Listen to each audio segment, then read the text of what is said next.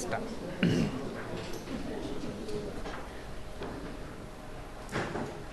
Namo tassa bhagavato arahato samma sambuddhassa. Namo tassa bhagavato arahato samma sambuddhassa. Namo tassa bhagavato arahato samma sambuddhassa. Good afternoon, everyone.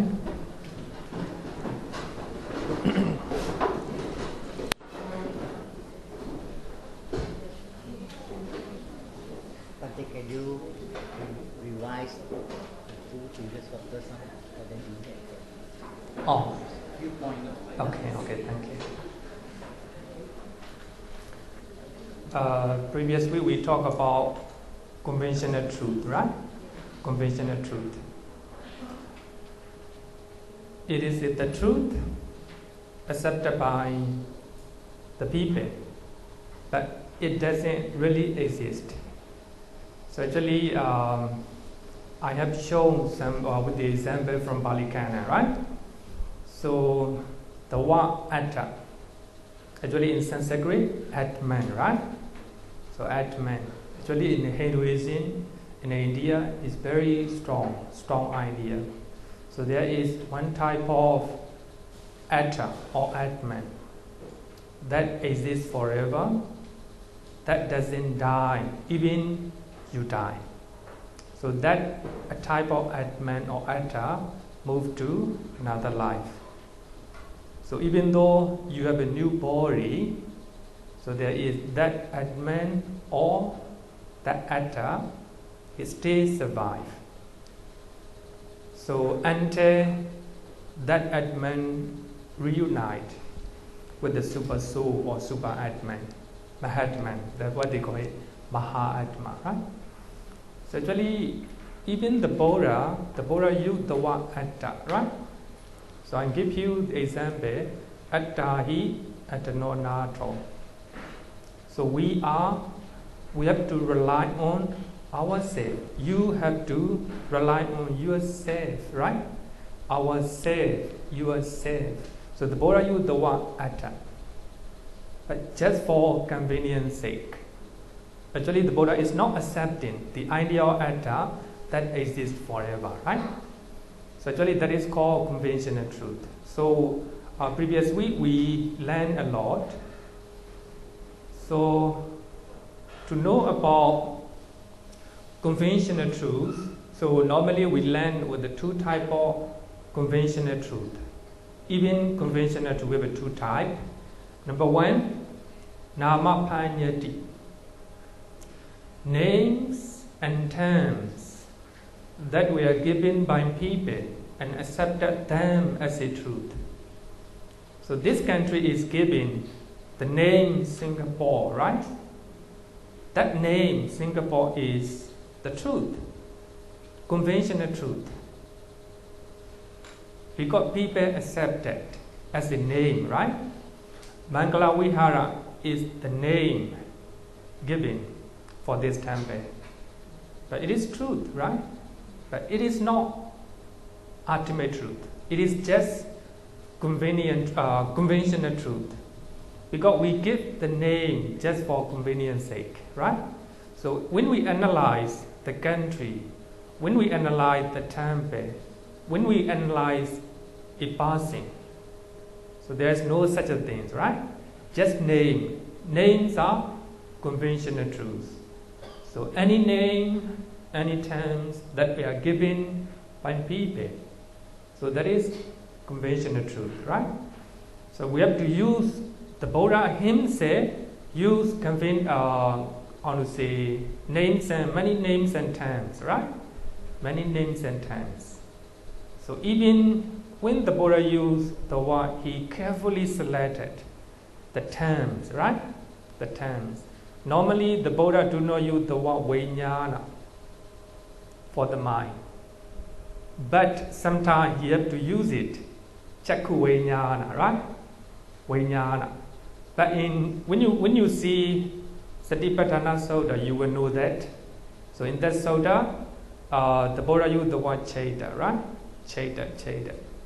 Doesn't use the word Vijnana. Because Vijnana is Eintin. Vijnana is a widely used by the people at the time. And in a sense that Vijnana is look like a atta or atman. Because in one of the Sutta, so we can find that a monk called Sati, and he said that this Vijnana went from one life to another. This Vijnana, he used the word Vijnana.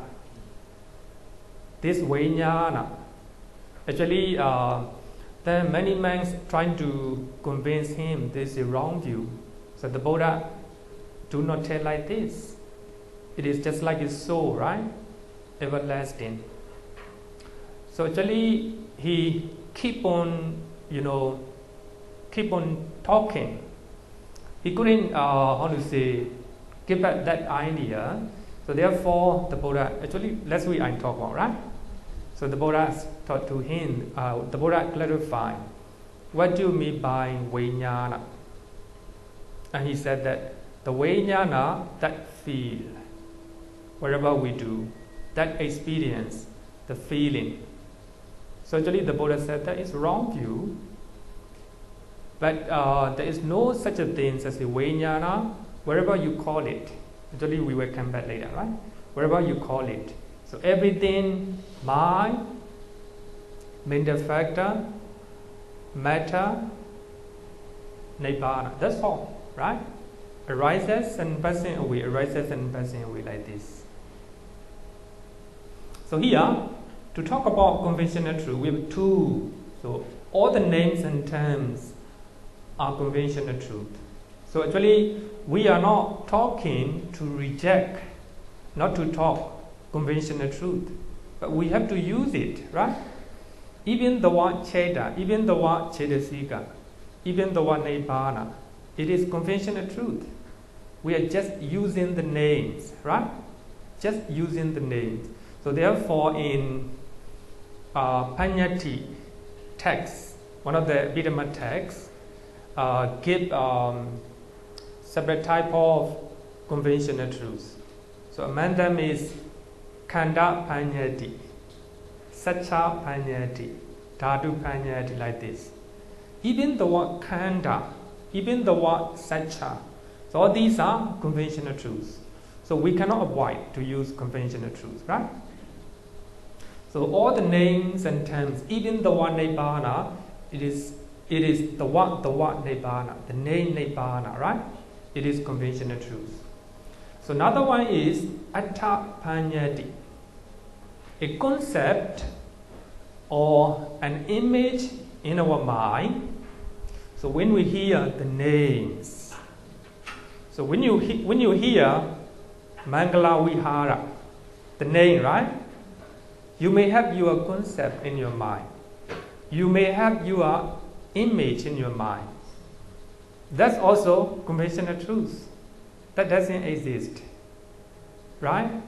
So when you hear the name of a person, you will have a concept in your mind, a mental image in your mind, what kind of person he is. Suppose when you hear Prime Minister Lee Hsien Loong, right? You may have your concept. Actually, we have different concept about that person. Some people like him, some people do not like him. Right? So I have encountered many times people, especially the taxi driver, who do not like even Mr. Lee Kuan Yew, right? He doesn't. Some of them they do not like. So anyway, so when we hear a person, the name of a person, we have concept. If we have a mental image in our mind, that also conventional truth. So when we talk about conventional truth, I think you have to take note this one. Not only names and terms, but also mental image in our mind. So when you hear the name of your father, the name of your mother. You have, image. Even when you're very young, you have taken that image in your mind, right? Actually, the name may be the same, right? The name may be the same. That when you hear the name of your father and mother, you have mental image. So therefore, conventional truths may cause a lot of problem. So therefore, the Buddha always trying to say that we have to understand, we have to try to see the ultimate realities that really exist, right? Today we will learn ultimate realities.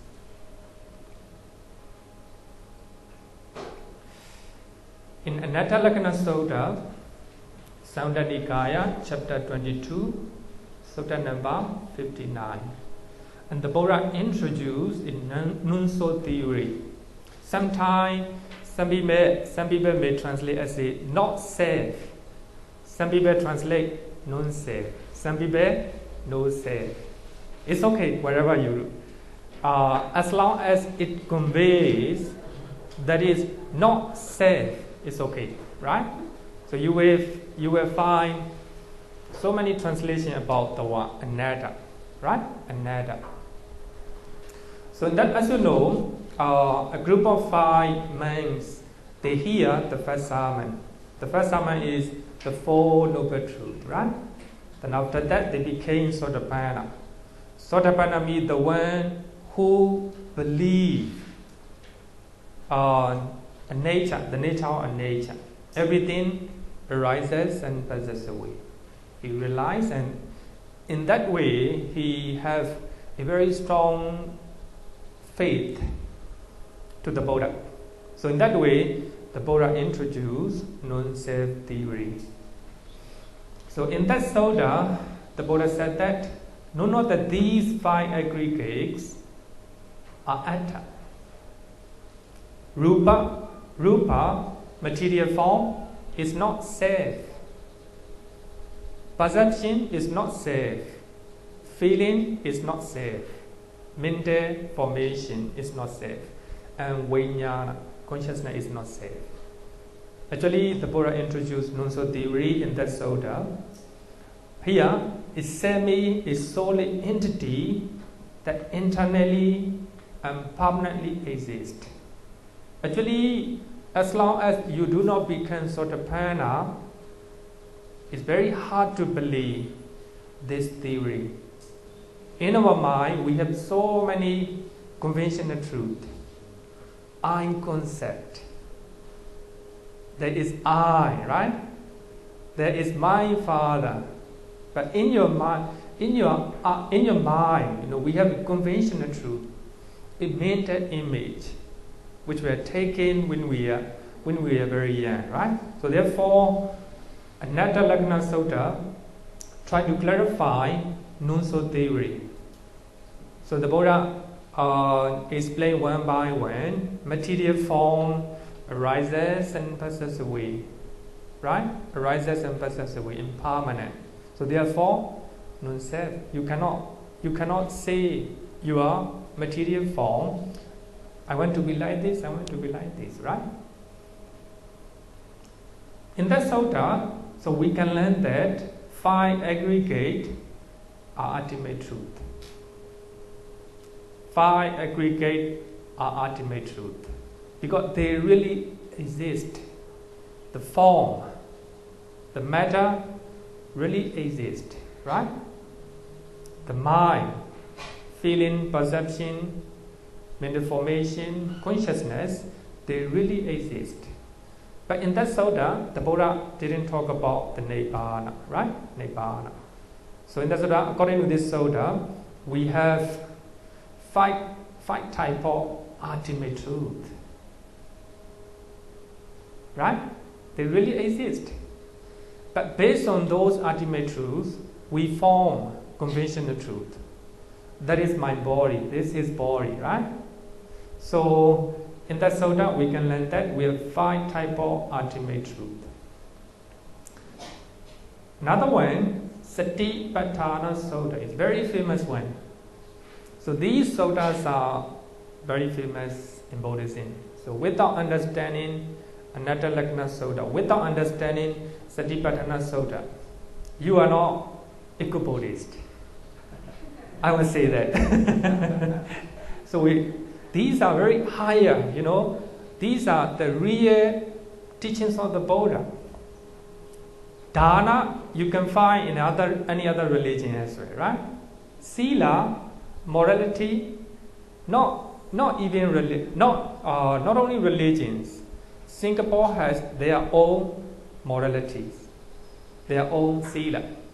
You don't do that, you have to do that. These are sila, right? Even without religions, so you can find sila and also dana, right? So samadhi and panya that we can find in Satipaṭṭhāna Sutta and Anatta-lakkhana Sutta, etc. So these are real teachings of the Buddha, right? So I know we must understand that. The aim of Satipaṭṭhāna Sutta. So I will use it, Satipaṭṭhāna meditation. So as you know, we have two types of meditation, samatha and vipassana. Actually, Satipaṭṭhāna Sutta mentions both methods, right? So Satipaṭṭhāna meditation, the aim of Satipaṭṭhāna meditation is to see non-self, anatta. That's aim, right? So you are meditating. The aim is to see anatta. So you are learning Abhidhamma. The final aim is to see anatta. Actually, it's too high, but we will at the same time. So we will also learn to know about good and bad deed, right? Actually, it's too high. I'm explaining the higher level, right? Higher level. Actually, if you can, so the final aim of learning Abhidhamma should be to see anatta, right? Anatta. There is no permanent entity called self. Sometimes we call it self. Sometimes we call it soul. Sometimes we call it Atman. Sometimes you call it Vijnana. Wherever you call it. Even you use the word Nibbana to understand about permanent entity, right? So that can be also called self, the idea of self. So wherever you call it. So in realities, there are only the body, feeling, mind, and phenomena. There's only four. There's only four in reality. So in that Sutta. So if you learn that, you will understand that. So according to this Sutta, so these four are ultimate realities. The body means this, not only this one, but also things that are connected with the body. So these are called body. And the feeling, mind and phenomena. So according to this Sutta, so actually Nibbana is included in phenomena. So in that Sutta we can find four types of ultimate realities, but different from Abhidhamma theory, right? Abhidhamma theory. So actually I'm trying to compare with the Sutta and Abhidhamma, but at the end they are the same. Just name, right? Just the names. They are the same. So here we have a body, feeling and mind phenomena, right? So if we see the body, feeling, mind, phenomena as anatta. So when we talk about Nibbana also anatta. Because in Nibbana there's no such a thing called soul, right? Soul. So here, if we see the body, feeling, mind and phenomena as anatta, so you will no longer cling to them. So that is the aim of Satipaṭṭhāna Sutta. So the aim is to uproot our craving. So if you really know the nature of anatta, then you no longer cling to them. So therefore, meditation means to uproot our craving, right?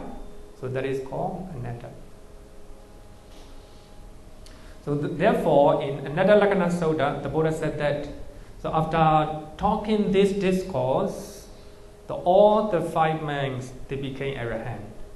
So the way the Sutta described how they became arahant, this line.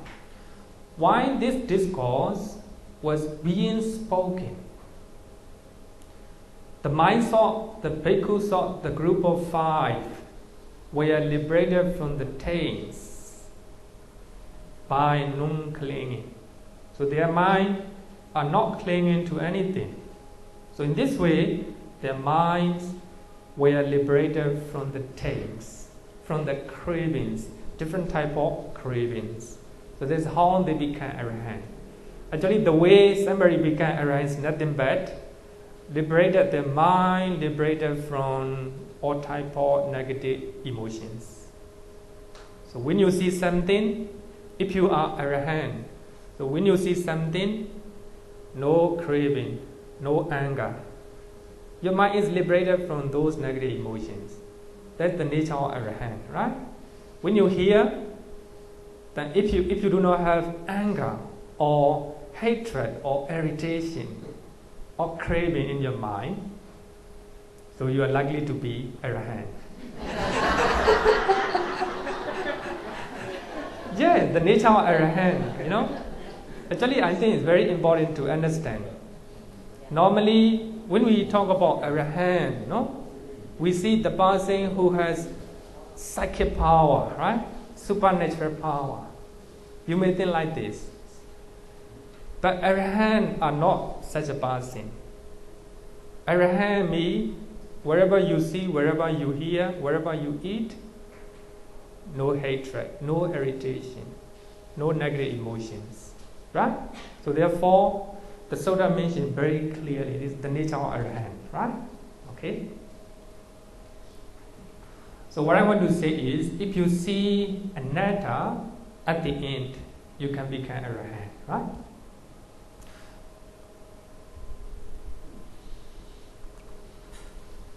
Now we are going to learn anatta that mentioned Abhidhamma. Paramattha-saccā is the absolute truths that do not change from their respective intrinsic natures by the time, the place, and the passing. As you know, we are going to learn 4 types of ultimate realities. So we also learn the characteristics of those ultimate realities.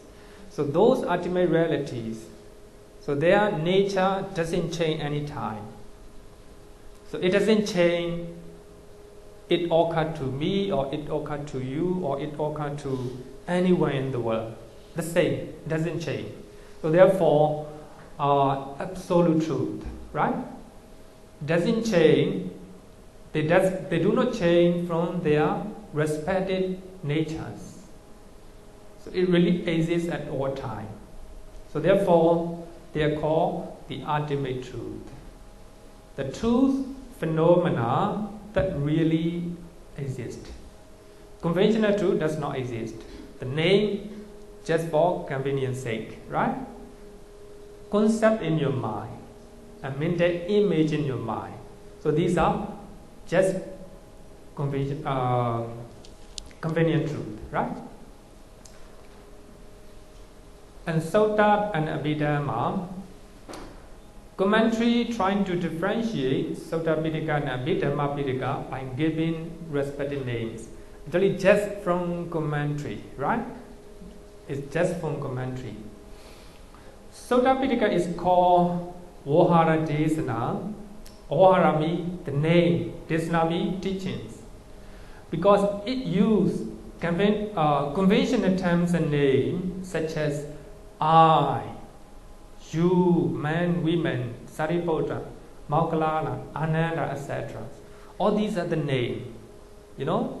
Even the Buddha, he used the Tathagata, the word Tathagata. It is conventional truth. It does not really exist, right? So therefore, the commentary said that Sutta Piṭaka is Vahara Desana because we can find so many names, right? So many names. Abhidhamma Piṭaka is called Paramattha-saccā because it analyzes the ultimate truth. Actually, it is not 100% correct, but generally it is correct. So therefore, the commentator trying to analyze, trying to differentiate two Piṭaka by giving different names. So as you know, in Sutta Piṭaka, we can find so many names. In Abhidhamma, no names. But of course, in Abhidhamma, the name itself is conventional truth, but it analyzes, it teaches ultimate truth, right? It talks about mind, mental factor, and material form, and Nibbana, right? So this is how the commentator differentiate between these two Piṭaka. Any question up to now? Okay, if no question, let's go. Four ultimate truth according to Abhidhamma. Number one, Citta, consciousness. Number two, Cetasika, mental factors or mental functions. Rupakathin, he used the word mental function, it's beautiful. How the mind functions, right? And number three, Rupa, matter, material phenomena. Number four, Nibbana. So look at when you learn about Anatta Lakkhana Sutta, right? But you can find three types of ultimate realities. 5 khandha, right? Nibbana is not included in the khandha aggregate. But in Satipatthana Sutta, you can find, of course, it's a Satipatthana Sutta also talk about 3 types of ultimate realities. But I would say that Abhidhamma introduced 4 types of ultimate realities, including Nibbana.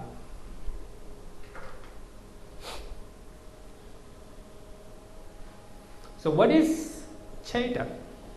Consciousness. The characteristics of Citta is the awareness of the objects. Actually, the word Citta is come from Cinteti, to know something. Actually, it's very important. Vijnana also knowing. We mean variety of ways. Knowing variety of ways. So I think that the Buddha intentionally used the word Citta to avoid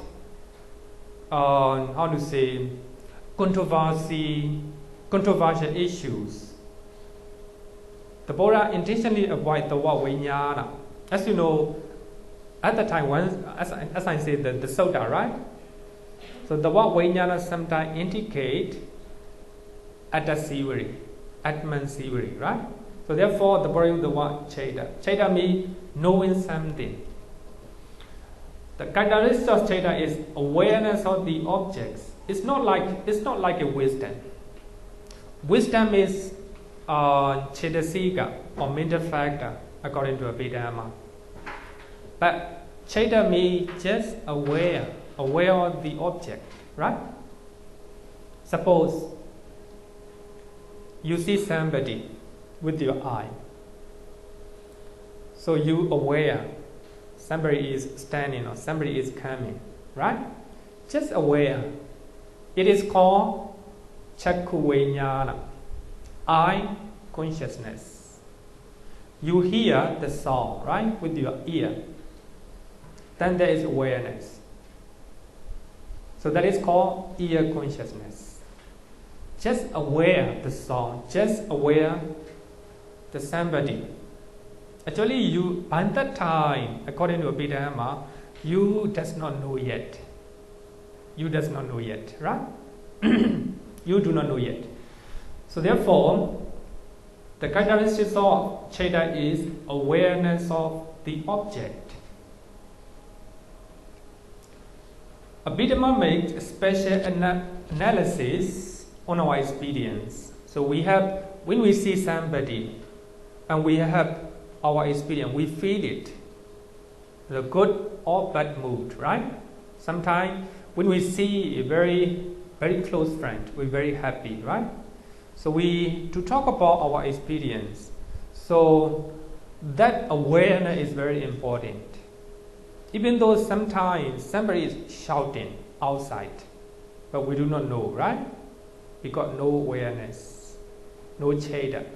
So without Citta, you do not know anything. You are sleeping, right? Somebody is shouting, you do not hear, right? We got no awareness. So therefore, awareness. Actually, awareness here is not like a sati. Different from sati. Sati is mental factor, right? So I will come to that later.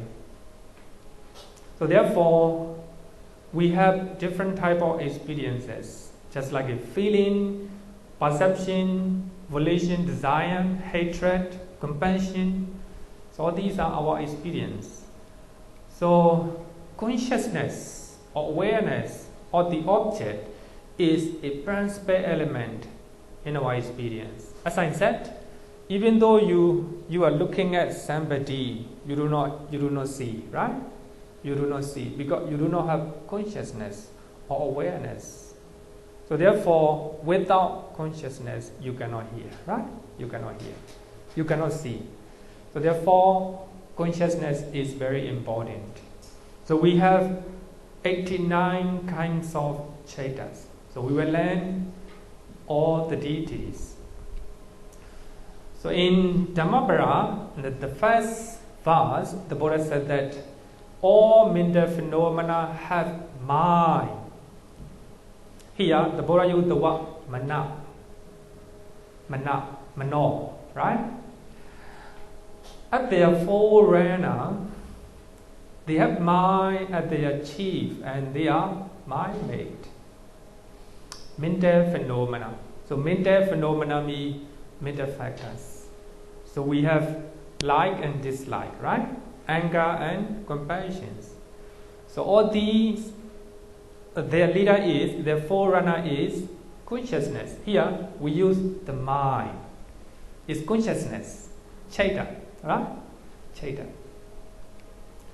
So if one speaks and acts with an evil mind, dukkha, suffering follows him. Just as the wheel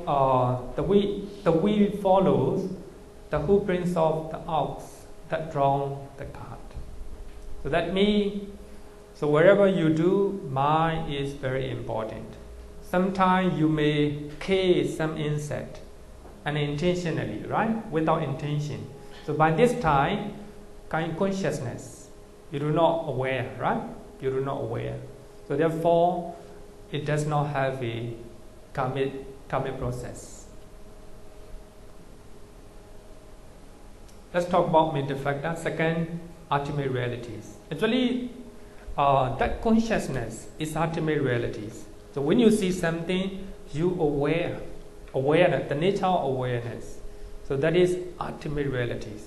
When you hear something, you aware the sound, right? So that awareness really exists, right? Really exists. So therefore, it is ultimate realities. So mental factor is called Citta. Citta are the mental factor or mental functions that influence the Citta. So therefore, Citta is compared with the water. As you know, the water doesn't have any color. So when you put the red color, the water became red. So when you put blue color, it became blue. So like that, the consciousness doesn't have a color. You just aware. You just aware the sound. You just aware the object. That's all. But mental factor, they differentiate the color of consciousness. So therefore, Cettasikas are colors which determine the color of water. So we have 52 type of Cettasika. So in the second chapter, so all these ones will be analyzed in detail. But of course, Paramattha-saccā mentioned briefly. So we have to learn those 52 Cettasika based on the Abhidhamma text, based on commentaries, and based on the suttas, right? So actually, second chapter will be analyzed Cettasika, and the first chapter will be analyzed consciousness, right? Consciousness.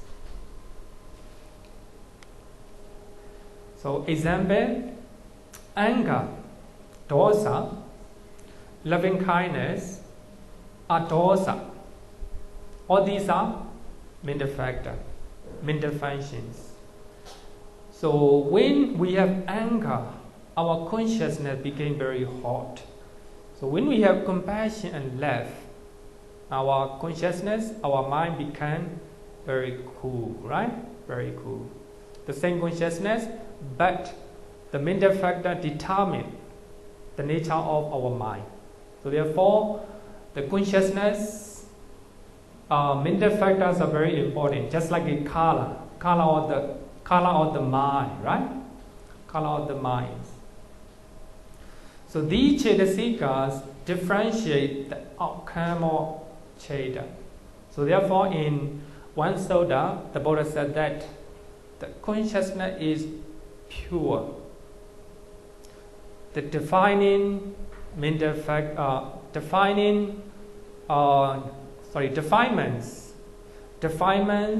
how to say, make those consciousness dirty.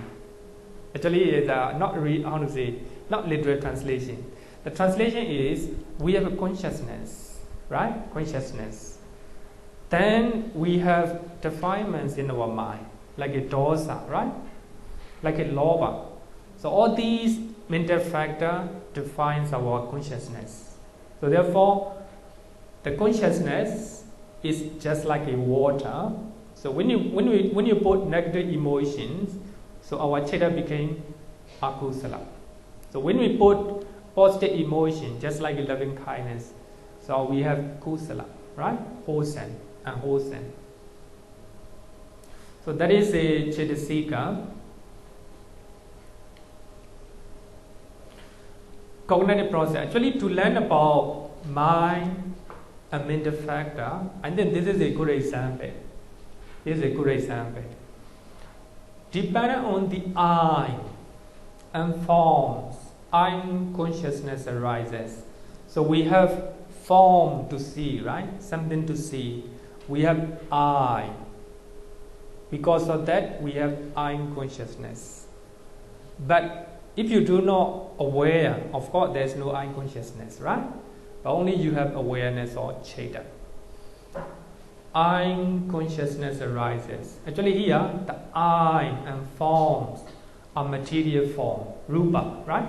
Rupa. That's not the mind.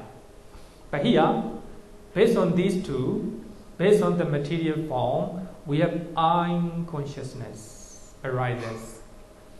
The meeting of the three is called contact. The eye, form, and eye consciousness. Because of these three, meeting of these three is called contact. Actually, the contact is mental contact, right? Mental contact.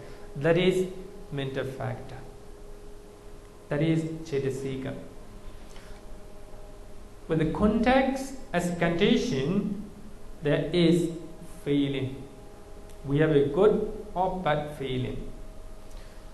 With the feeling as condition, there is craving. We crave for it, right? We crave for it. So that's how the mind's mental factor arises. We have eye consciousness, that is the mind. Or that is a Citta, the contact, feeling, craving, they are mental factors or mental functions, right? Mental functions. So that is the difference between Citta and Cetasika. So when you look at this cognitive process, you might think that unconsciousness comes first. Later, contact, feeling, craving arises. You may think like this. But according to Abhidhamma, it's not so. They arise together at the same time. They cease together. But the Buddha actually Abhidhamma said that the Buddha, the Abhidhamma trying to clarify, just the Buddha gave the use, the names, just to clarify the mind process, right? Mind process. According to Abhidhamma, so when we learn about characteristics of Cetasika, it is quite clear that they are the same, not different. So, if there is no awareness of the object, there is no contact with the object. So as you know, as I say, no awareness, even though you see some form, if there is no awareness, no contact. If there is no contact, no feeling. So therefore, awareness is very important to arise mental factor, right? So all these contact, feeling, perception are Cetasika. So even though Citta is forerunner or the leader of mental factors, both Citta and Cetasika arise together. I and something to see, right? The I consciousness arises, Citta arises. But at the same time, the contact, feeling, craving arises. At the same time, contact arises. So therefore, they arise together. And they cease together at the same time, right? Arise together, they cease together. That means we are talking about unconsciousness and contact, right? Unconsciousness and contact. And have the same object. If the consciousness take the material form, the contact, mental factor also take material form. So when the consciousness take the sound, the contact also take the sound. So they have the same object and they have the same base. So if the consciousness arises at the ear, the mental factor also arises at the ear. The same base, right? The same object. So I think when we learn about all these four characteristics of Cetasika, it is quite clear that the Citta, consciousness, and Cetasika, mental factor, are not different. They are the same. Right? They are the same. So to clarify the nature of Citta, divided two, right? Actually, Abhidhamma trying to analyze the nature of Citta. So therefore, they use two, the mind is divided into two, Citta and Cetasika. So even though you're talking about Cetasika, talking about Citta. Understand? Just divided into two names, but they are the same, right? The same. So when you're talking about anger, it's talking about mind. When you're talking about consciousness, eye or ear consciousness or anything, it's talking about mind, right? So here, the mind is divided into two, Citta and Cetasika, right? I think we have to understand that. Normally, when you read the suttas, and you will just find mental factors most of the time, right? Lobha, dosa, moha. All these are mental factors, mental function, right? So what we have to understand is, even though we have two names, Citta and Cettasika, so by looking at the characteristics of Cettasika, it is quite clear that Citta and Cettasika are talking about the mind, right? Talking about the mind. Okay?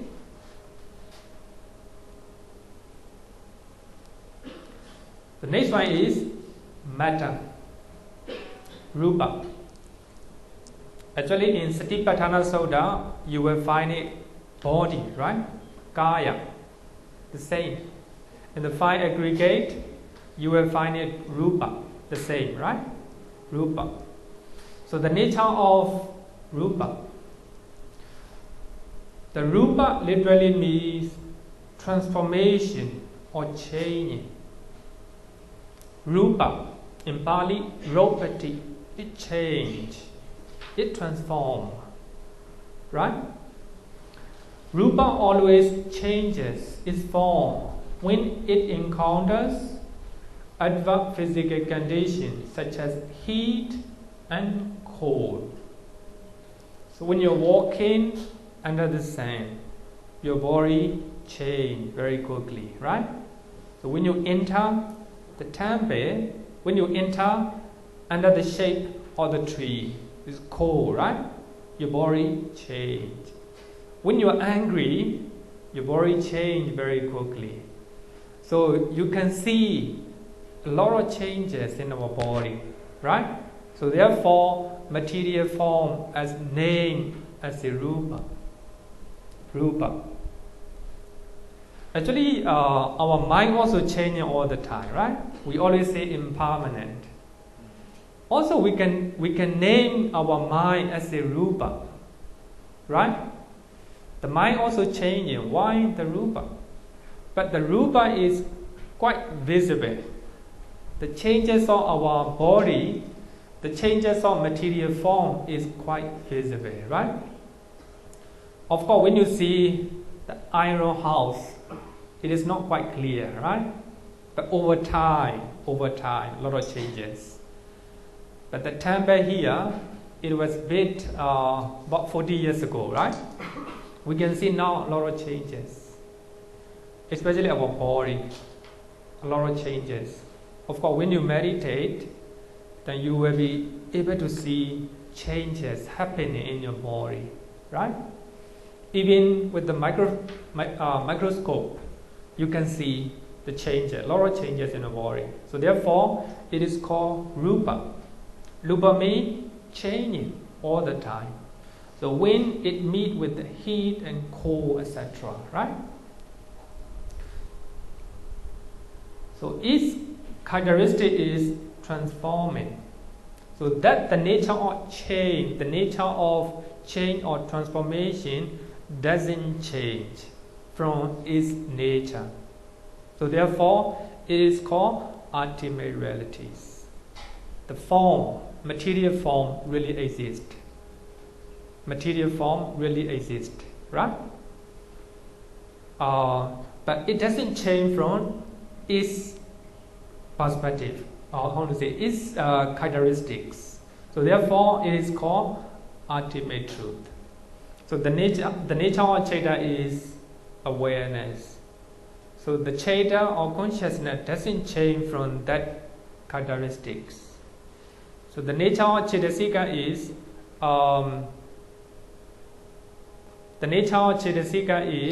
mental function, right? Mental function. It doesn't change from their perspective. Like a feeling, experience, the object. So it doesn't change. It doesn't change from that nature. Therefore, it is called ultimate realities. Rupa, the nature of rupa, material form, is changing. The changing. So the rupa doesn't change from that characteristics. So therefore, it is called ultimate truth. It really exists, right? It really exists.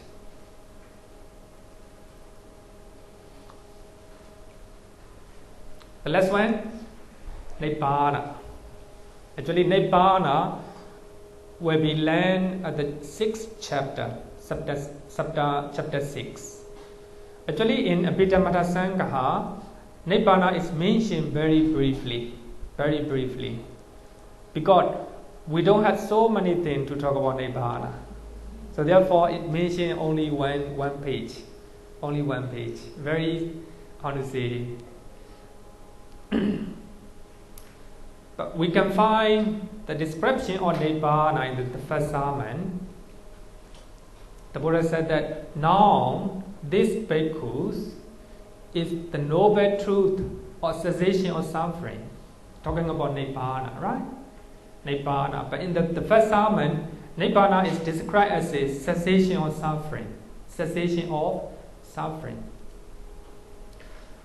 It is the complete cessation of that very craving. If you try to stop craving, you can stop suffering. Suffering here means mental suffering, not physical one. But of course, you will still have physical suffering, just like Arahant, the Buddha, right? But it's talking about mental suffering. So people are rich, and people have, most of the people in Singapore, they are rich. They have the food, they have the place to stay, right? Everything they have, but they are still suffering mentally, right? Mentally. The reason is we have craving, right? Craving. Of course, poor people, they need food, they need clothing, right? Physical suffering. But you all have these basic necessary, right? But still have suffering. Therefore, mental suffering is very important, right? Mental suffering is very important. So here, Nibbana means the complete cessation of craving. So if you do not have craving, then you can stop your suffering, mental suffering, right? I would say that mental suffering. So that is a very clear definition of Nibbana. So if you understand this one, so for that you need to understand about craving, right? Today I think I will try to clarify the meaning of craving to understand about Nibbana, right? So if you understand craving, you understand Nibbana, right? So I think this is just like a how can I say the coin, two sides of the coin, the same coin, right? Two sides of the same coin. So if you understand craving, so Nibbana is the cessation of craving. That's Nibbana, right?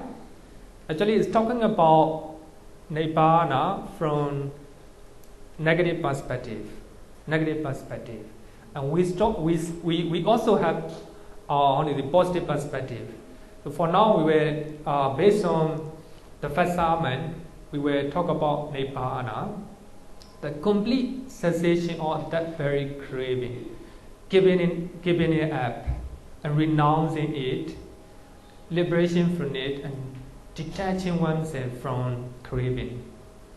So that is Nibbana, right? So we have to be realized. We have to realize Nibbana. So that is what the first sermon, the Buddha teach in the first sermon, or Nibbana. So therefore, Abhidhamma-saccā and some other commentaries, many commentaries, define the word Nibbana in this way: a departure from craving. Nirvana. Vana means craving. Ni means no, negative. A departure from craving. So if you departure from craving, that means Nibbana, right? So I think this is also a very good definition of Nibbana. It is in accordance with the first sermon, Dhamma-English Sutta, right? Nibbana. Therefore, we have three types of craving. So I explain a little bit about treatable craving, right? To understand about Nibbana. Because as far as I discuss with the many bodies, I will say, as far as I discuss with them, so what they understand about Nibbana is somewhere to go, right? Many people think that you have to go Nibbana, right? Nibbana. It's not so. You cannot go to Nibbana, right? You cannot go to Nibbana. And the Dhamma-English Sutta is clearly said that you have to realize, right? You have to realize. So if you do not have craving, that's Nibbana. That's Nibbana. Very quite clear, right? Quite clear. You cannot go to Nibbana. If you actually even within Buddhism, we have distortion, right? Distortion, misunderstanding about Nibbana. So therefore, if you understand three types of craving, you understand Nibbana, right? Number one, craving for sense pleasure. Sense pleasures. Normally our mind, so when we hear the good things, we want to enjoy, right? We want to enjoy with our senses. And we want to hear pleasant things, right? Pleasant songs. We want to see pleasant movie. We want to eat a good food, right? So that is called craving for sense pleasures. So here we have a different level. So when we learn about lobha, I will explain the different level of our craving, right? So for now, I think a basic understanding about Kamatana is craving for sense pleasures. Some people, they drink a lot, right? They drink a lot. Attachment or craving. So if they drink a lot, they will die, sooner or later, right? They will die sooner or later. Because of craving, right? Because of craving. So if you do not have craving, it is Nibbana. It's Nibbana. So you have to realize with your mind. Nibbana is not somewhere to go, right? Not somewhere to go. Then second one, craving for existence, pavattana. You want to, actually existence means not only the realm, not only the place, it also existence of your, how can I say, I will give you one example. Existence. Suppose you have a craving, existence in one place, and existence in your office, right? So if you have craving, if you have too much craving, it will give you depression and fear, right? Fear. Some people are fear of losing their job, right? Because of this one. The craving for existence.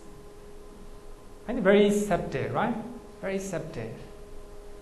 So you, in your job, you don't want to lose your job, right? You don't want to lose your job. But it's stay okay. It's stay okay. But you try your best. But if you do not try your best, but you have too much craving or too much attachment, that existence or that possession, right? Then fear coming, suffering coming because of that craving, right? Then I will give you another example. Number two, craving for non-existence. You don't want somebody in your company. You want non-existence of that person. That's also craving, right? Craving. You crave for it. There's also suffering. So therefore, suffering is the cause. Sorry, craving is the cause of suffering. So the first one, because of lobha. Because we have a sense pleasure, lobha. Craving for existence, because of lobha, greed. Number 3, craving for non-existence, because of dosa. You don't like, right? Suppose you don't like this existence. You don't want to die. You want to die, right? And you commit suicide. This is also craving for non-existence. You don't want existence in this life. You don't want existence in this country. And you want to move, right? That's also craving for non-existence. You don't want to stay in your family. You want to go away. This is also non-existence, right? It's very subtle one. So if you do not have those craving, your mind is at peace. Your mind is at peace. So therefore, when we explain about Nibbana, this is a negative way of explanation, right? So if you do not have craving, of course it is a craving. Everybody have craving. I have craving, you have craving. But different level, right? Different level. Some people have too much craving, right? Too much craving. Especially, how to say, the military government, right? They have too much craving for power, right? They don't want to give back. But they try all the way, right? Not to lose their power. They will kill people. And they will kill, they don't care the economy of the country, right? Because of craving. But they are not happy, actually. They are not happy, right? So therefore, the craving, if we do not have craving, so that is Nibbana. That is a negative way of explanation. Then I think I like the way one of the monks explained about the nature of craving. Bande Vimlaransi. So the way he explained the nature of craving. I like that person. I like it. That's lobha. I like it, right? I like it. It's a very subtle one. Very subtle one. I don't like that person because of dosa, right? Because of dosa. And he said that if there is craving in our mind, there is tension in our mind and in our body. There is a tightness in our mind and in our body, right? Then we like that person. We don't like that person, dosa, the craving. So we don't like. That's talking about craving for non-existence, right? I don't want that person. I don't want to see. That's all the craving, right? Craving. Here, I like it. That's lobha. But of course, I like it. Different degree of lobha, right? So as long as you do not become anagami, even arahant, sorry, not anagami, arahant, you will still have it, right? Actually, we are talking different level of craving. So I always say that when we look at from from below, some of the craving are good, right? Craving for, craving for the country is good. It's good, right? I am this and I am that are the nature of craving. Suppose I am beautiful I am beautiful. Based on I'm concept, right? I'm concept. So because of that, you have pride. You have mana. I am ugly. I am ugly. That's also craving. Because of that, you have depression, right? I am successful, right? Actually, if you are based on, if you based on craving, I like it, I don't like it. I am this, I am this. So all these are the nature of craving. Actually, very subtle one, very subtle one. So if you do not have that, if you do not have craving, that's Nibbana. This is explaining the nature of Nibbana from negative perspective. Actually, when we read the suttas, so we want one word, Nibbati. Nibbati. Actually, is it the closest term I did. This is the closest term to explain about Nibbana. In the Pali Canon, we find the word Nibbati. Nibbati. So that means to be extinguished. To be extinguished. It does signify the extinguishing of the worldly fire of greed, hatred, and delusion. So in that way, you try to put off or you try to extinguish fire. Normally, we do not notice. Craving is just like a fire. We do not notice.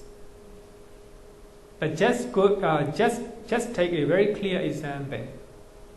So when you're angry, very hot, right?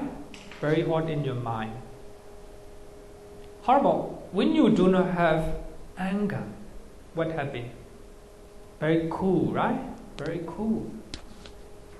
So Nibbana is devoid of those fires. So if you do not have those fires, if these fires are extinguished, that's Nibbana. Very cool. So therefore, I always give one example, a very clear example. Before you come to this room, the room is very hot, right? But later, we switch on aircon, right? We switch on aircon. The air, very cool air coming, right? The room became very pleasant to stay. But we switch off right now. You stay here. We switch off all the aircon. What will happen? Very hot, right? Very hot. So for that, we switch on aircon again. Very cool, right? Nibbana is that way. So we explain the nature of hot, right? Hot weather. That is craving. We are explaining the nature of Nibbana, giving negative perspective, right? Very cool. This room is very cool because of aircon. That is the nature of Nibbana. A very coolness and very blissful experience. So Nibbana doesn't change from that real characteristics. So therefore, it is called ultimate realities, ultimate truth. Nibbana is very cool. So for those who attain Nibbana, their mind is always calm, not like us, right? So wherever you see, you hear, your mind is all the time stable. So therefore, we have one story, right? And when Brahmin, he came in, some of his brother became a Buddhist monk under the Buddha. He is very angry. Actually, they are from Brahmin family. So they are the leader of Brahmanism. All his brother became Buddhist monk. very angry. Now he go to the Buddha and he used a lot of strong epithet, shouting and criticizing. The Buddha just listened very calmly. Actually, the mind of the Buddha is not shaken by that person. Whatever he says is very calm. Just listen. Then after that, the Buddha said, the Brahmin, I'm not taking what you said. I will give you an example. So, you prepare many food and send for the visitors. The visitor come to your house. They are not eating your food. What will happen for those food? I can eat it. So those food are for me. So if the visitor do not eat, I can eat them. Just like that, I'm not taking your anger. I'm not taking your, my mind is not affected. I'm not taking your angry words, right? Angry words. So what I want to say is, normally when somebody criticizes, we feel very angry, right? When somebody is shouting angrily, here, very hot, because we have craving, right? Craving. We stick to conventional truth, right? Conventional truth. We do not see ultimate realities. Therefore, we are angry and we have a craving. For that, our mind is very hot, right? Very hot. Actually, we have been encountering, those incidences. When something is happening in our life, angry at once, right? Angry at once. The nature of craving. If there is no craving, then our mind is very cool. Outside incidences cannot happen, cannot, affect that in our mind, right? So in this way, we will have a stable life, right? Of course, removing greed, hatred, delusion is not easy one. But we have to try to reduce minimum level, right? But if you are able, trying to, eradicate those negative fires. So if there is no those fires, greed, hatred, and delusion, this is according to, actually, I will not say according to Abhidhamma. So many Sutta also mention like this.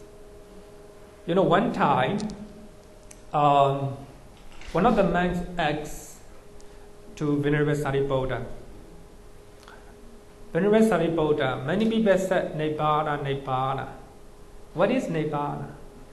And he said that if you do not have greed, hatred, and delusion, that's Nibbana.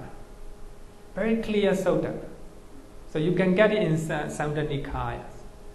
Nibbana means if you do not have greed, hatred, and delusion, that's Nibbana, right?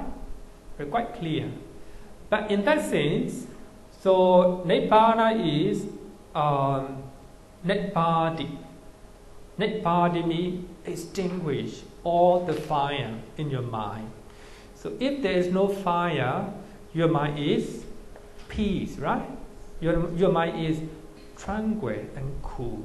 So that coolness is Nibbana. So Nibbana doesn't change from that characteristics. So therefore, it is called ultimate realities. Importance of ultimate reality. Of course, it's very important.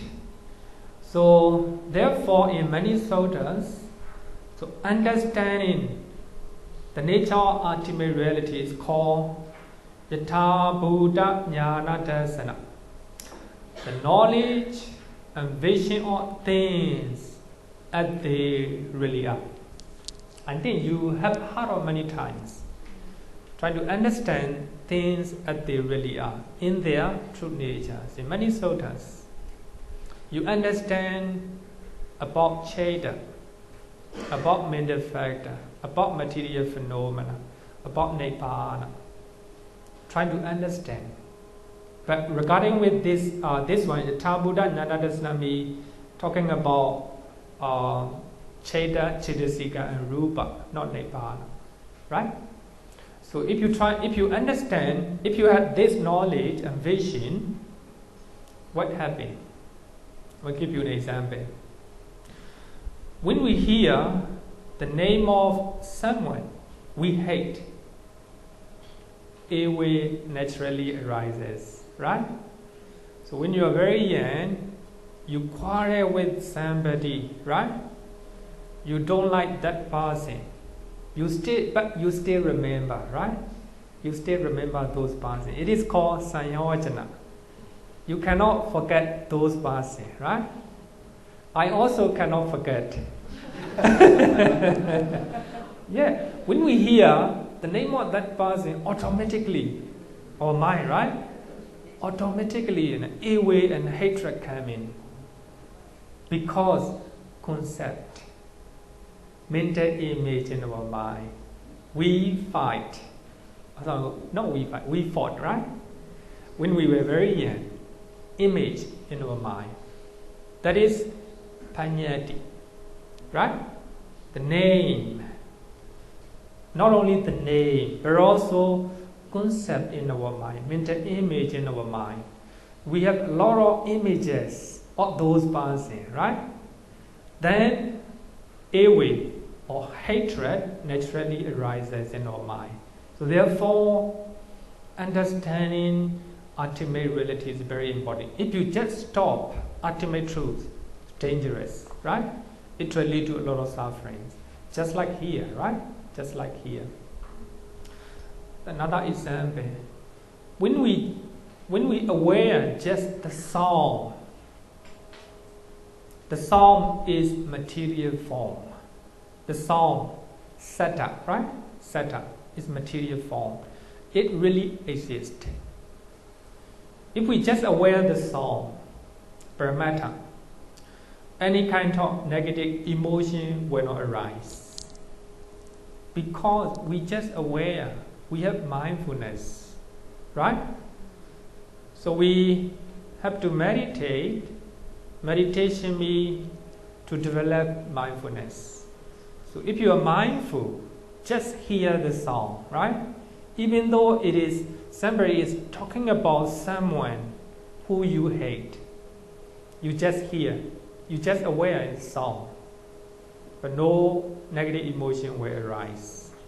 So therefore, to see and understand ultimate reality is very important. So therefore, the Buddha teach 4 foundations of mindfulness. 4 foundations of mindfulness are the ultimate realities. The body, right? Actually, the sound is the body. The sound is the body, right?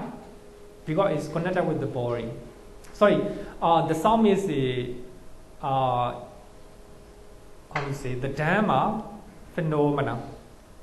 Phenomena is included in the 5 aggregate, right? 5 aggregate.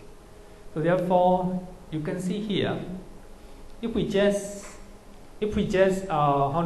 stop at the conventional level, it leads to negative emotions. So if we just aware, just sound, right? Then no negative emotion will arise. Understanding ultimate reality is very important, right? Another one, we have one sutta called Bahiya. This one is very famous sutta. I think I don't know whether you've heard of this one. This one, Bahiya, is from southern India. Southern India and Savatthi is very far, right? 200 or 300 kilometers. And he heard there is the Buddha in Savatthi. He came from that area on foot. And by that time he arrived Savatthi, he's very tired. But he went to see the Buddha, he went to hear the Dhamma. So therefore, By that time, the Buddha was on Armstrong. The Buddha is going on Armstrong. Then he go there and he talked to the Buddha. The Buddha, I want to hear the Dhamma. Actually, the Buddha knows that it's very tiring. He's tired at the time. Even he talked to him at the time, he may not have concentration. The Buddha said, here is not the right time to teach the Dhamma. I am on Armstrong, right? On Paramattha. The second time, Bahia said that, I want to hear the Dhamma. The Buddha said, it is not right time. And third time, this kind said that, Buddha, I do not know when I will die. I do not know when you will die. I want to hear the Dhamma. Very eager, right? So too eager to listen to the Dhamma. Therefore, the Buddha wait the timing, a good timing. At that time, the Buddha knows that now he is the right time to teach Dhamma. And the Buddha said this one. Here in Bahia, you should train yourself in the sea where we merely what is sea. Date, Dhamma-English, Bhavesati is very famous sutras. Actually, we have to apply in meditations. So this sutta we can find in two places. For this guy, another one is called Mahāsatipaṭṭhāna. I don't know whether you have heard of the name, Mahāsatipaṭṭhāna. He became a man when he was very old. And he also went to hear the Dhamma, and he said that, the Buddha, I am very old. I don't know what time I will die. So I went to hear a very short sermon to practice the Dhamma, to practice meditation. And the Buddha gave this one. So here, it's talking about ultimate realities. Here by here, you should train yourself in the sea where we merely what is sea. So when you see, just see.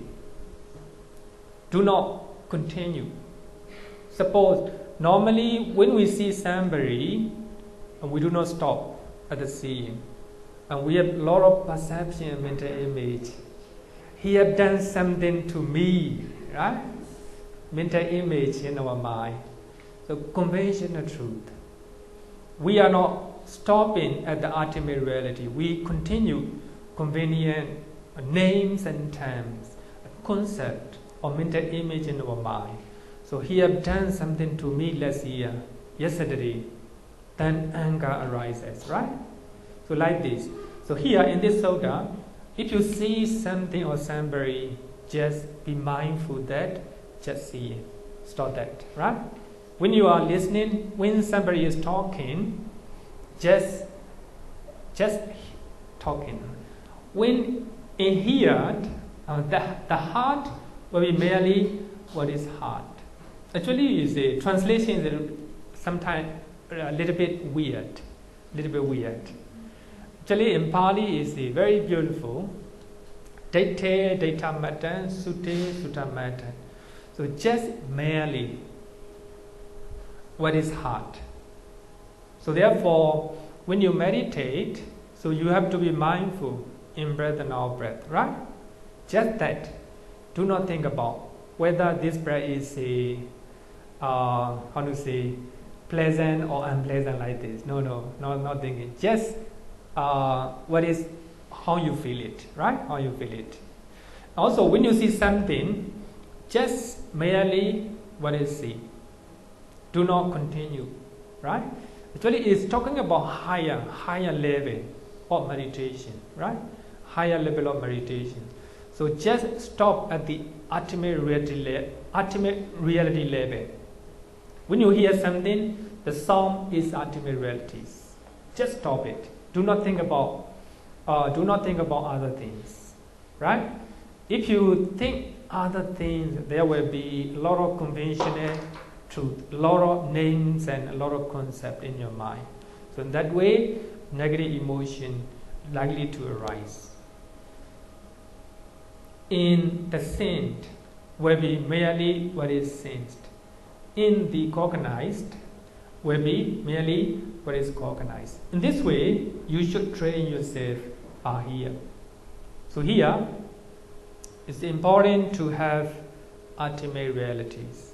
So we have a lot of problem, a lot of suffering because of conventional truth, right? So we have a lot of mental image in our mind. So in this way, a lot of negative emotions coming. I think that is different between ultimate realities and conventional truths. Two truths in Abhidhamma. So conventional truths doesn't really exist. Just our mind created it, right? So because of that, based on those conventional truths, then we have a lot of sufferings.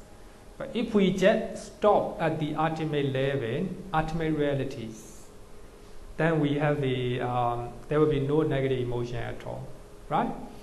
So therefore, meditation also, the aim of meditation is to see ultimate realities, right? To see ultimate reality. Thereby, so there will be no attachment at all, no craving at all.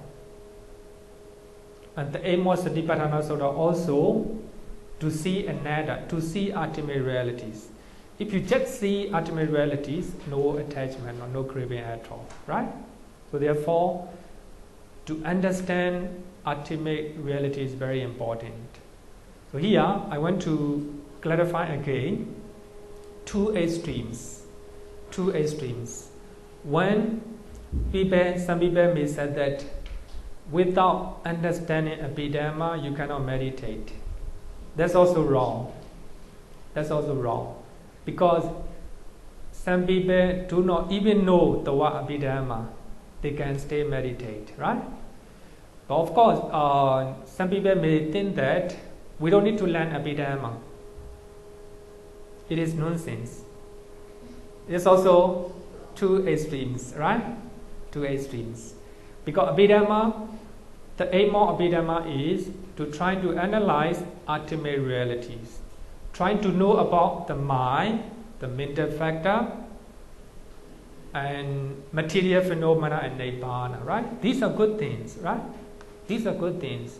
So if you see the real, the ultimate realities, there will be no craving. If no craving, Nibbana, right? But now what I mean is, this is the ultimate aim, right? But when we learn Abhidhamma, we are not learning that one, only that one. So we also learn step by step, just like what is good things, what is bad things, right? So even craving, we have a different level of craving. So what are these, right? So we will learn about that. And we have a 4 planes of consciousness. I think we will learn next week. I think we will. Now time is 4 o'clock. Then question and answer time, Q&A time. So any question, especially about the ultimate realities? Can I ask a question? Okay. Earlier, you were saying that there are 4 types of ultimate realities, which are body, feeling. Can you say it beyond to? But earlier you mentioned that the ultimate truth there are 4 types. Okay. From the Satipatthāna Sutta. Okay. Body, feeling, mind, and Phenomena, yeah. And here you state there are 4 types of ultimate truth, Okay. which is Citta, Cetasika. Cetasika, Rupa, Okay. and Nibbana. So I just want to know what's the link. Is there What is the link? a link?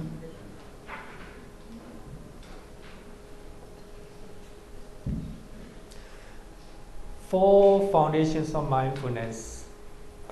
The body, right? The body, feeling, Citta, and Dhamma. Dhamma means mental phenomena, right? the four ultimate realities. So we have to, the Buddha gave mindfulness of breathing. The establishment of mindfulness based on four ultimate realities. But we have in Abhidhamma, we have Citta, Citta, Rupa, Nibbana, right? Actually, Nibbana, when we meditate, we can also use Nibbana as the object. Right? As the object. The link is the four foundations of mindfulness. The first one is what? The first one is Kaya, the body, right? The body. The body and Rupa are the same. Body and Rupa are the same. So at the same time, in the Dhamma phenomena, we can also meditate on the body as well, the Rupa as well, right? So that means in the Dhamma phenomena, in the Satipaṭṭhāna, we can also say is also including the Rupa material form, link, right? Link. And feeling is mental factor. The second four foundations is feeling.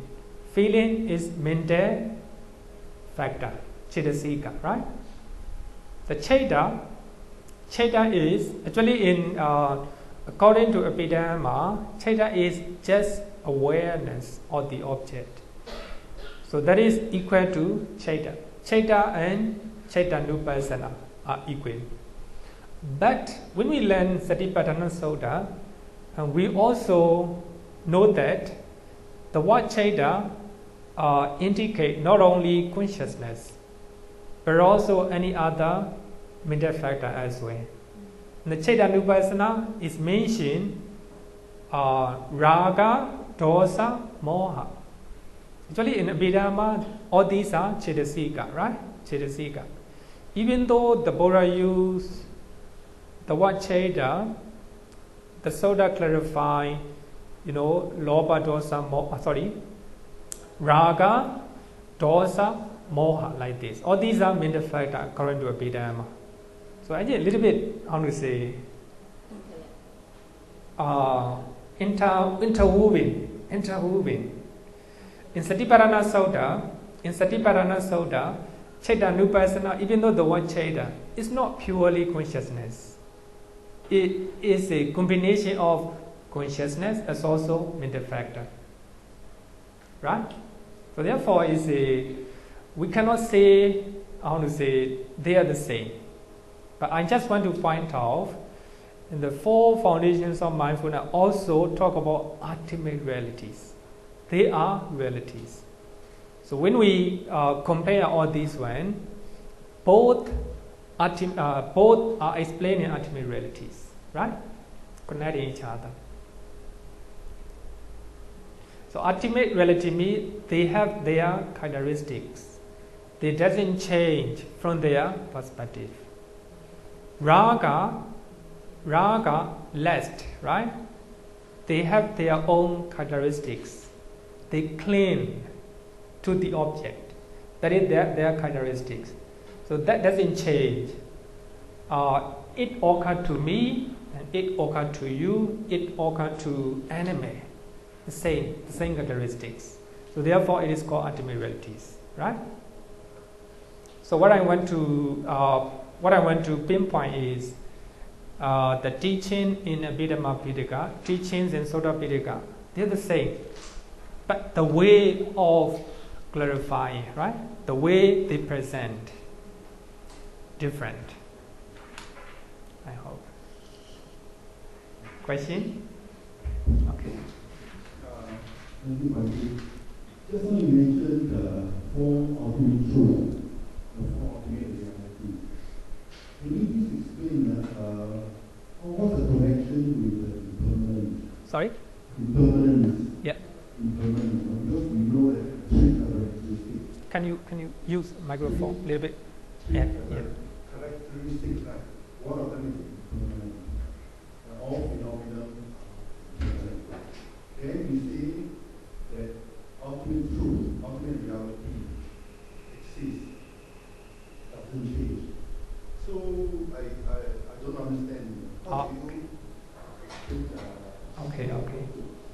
Thank you for your question.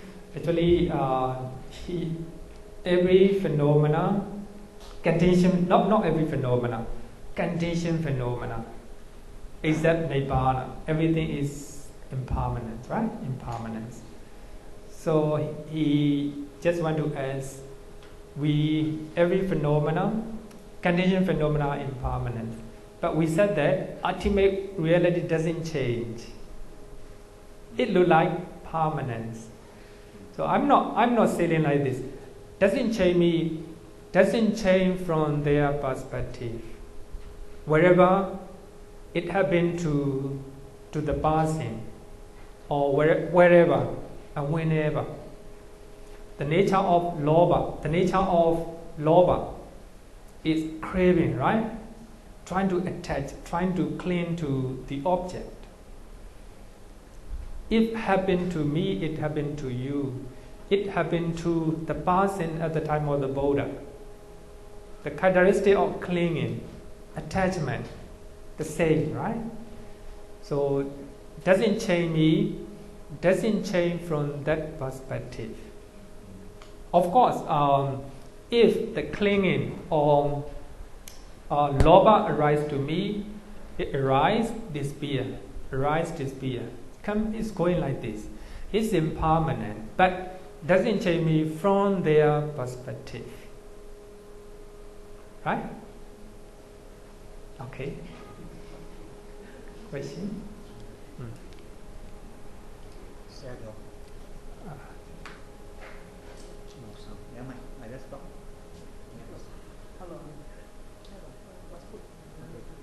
Shadow. Can you please? Maybe I'm good. Shadow. Can you please explain to me why the Satipatthāna Sutta did not mention samadhi, only in the commentary and sub-commentary? And what are the differences of the usage of samadhi in the commentary? Actually, it's nothing to do with Abhidhamma. So that Satipatthāna Sutta doesn't mention samadhi, right? Actually, Satipatthāna Sutta mentions sati, sammasati, right? Sammasati, of course, you're right. But of course, when we learn about Dhamma-English, and we can find samadhi as well, right? Samadhi as well. In the 7 factors of enlightenment, there is samadhi, right? Samadhi. But actually, the Sutta actually mentions sati, mindfulness, right? Mindfulness. Okay, question? Any question? I think that to know about two truths is a little bit difficult, right? Difficult. I think next week onward, I think it will be very easy. So I'm trying to use these simple terms, and I'm trying to relate with our daily life, right? So I think for today's lesson, a little bit very deep and also difficult to understand, right?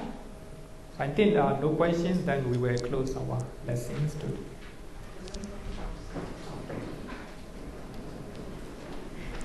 Just one announcement. Just to remind that there will be a Dhamma talk on this coming Monday, 7:30 to 9:30 in this hall. The talk is Balance in the Dhamma Journey by Sister Sylvia Bay. And the following Monday will be another talk by Monday Ratana on Sri Lankaramaya Buddhist Temple in St. Michael Road. The topic of the talk is why do we need merits? So you are all welcome for the talk. Thank you.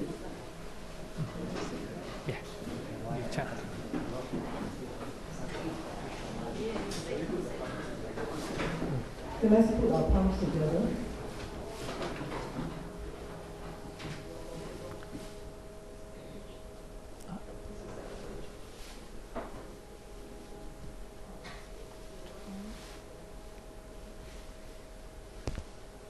Oh, I didn't.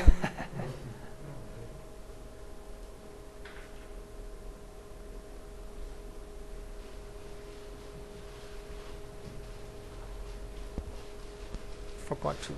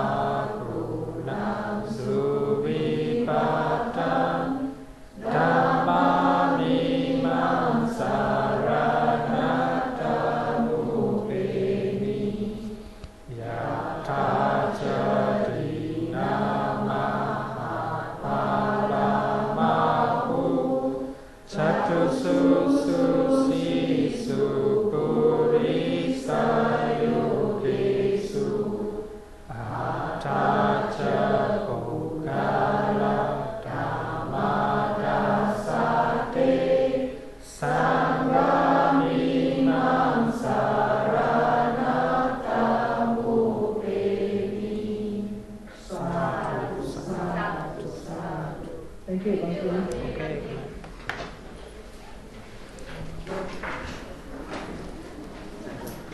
Sorry, because a lot of people meditate for sati and samadhi.